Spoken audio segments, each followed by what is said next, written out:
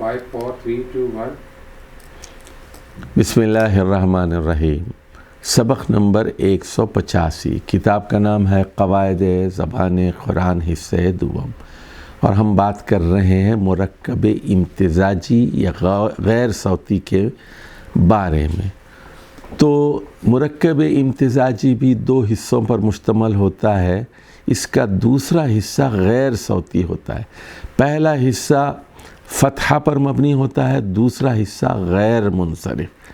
جیسے ہم نے بتایا تھا آپ کو کہ بعل بکا، تو بعل بکا، بعل بکو، تو بعل ایک بت کا نام ہے، قوم الیاس اس کی پوجا کرتی تھی۔ بکا ایک بادشاہ کا نام ہے، تو بعل بکا، بعلو بکا یہ لبنان کے ایک شہر کا نام ہے جو دو لفظوں سے مرکب ہے، بعل اور بکا۔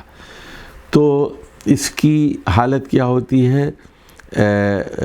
تو پہلا حصہ مبنی ہوتا ہے، دوسرا غیر منصرف، یعنی بعل بکو، بعل بکا، بعل بکا۔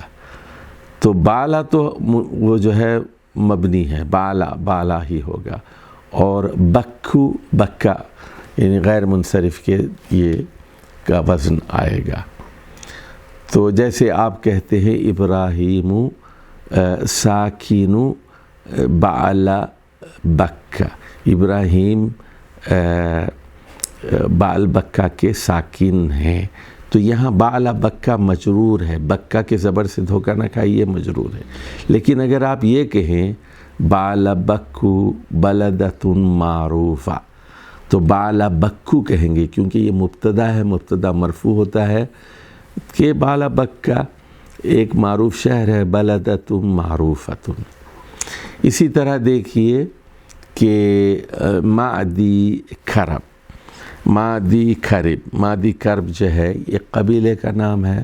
حضرموت یمن کے ایک علاقے کا نام ہے، حضرموت، یہ بھی اصل میں حضرہ فعل ماضی آپ جانتے ہیں، حضرموت، موتو جو ہے یہ فاعل ہے، موت آ گئی، حضرموت، لیکن ایک علاقے کا نام رکھ دیا گیا، جملہ فعلیہ ہے۔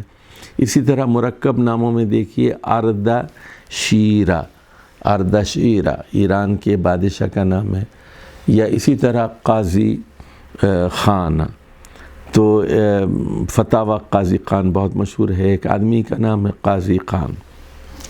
تو یہ مرکب امتزاجی غیر صوتی ہیں، تو اس میں پہلا جو حصہ ہوتا ہے وہ مبنی ہوتا ہے اور دوسرا وہ غیر منصرف، یعنی آپ کہیں گے اردشیرو، اردشیرہ، اردشیرہ، جیسے مادی کریبہ، کریبو، مادی کریبہ، مادی کریبہ۔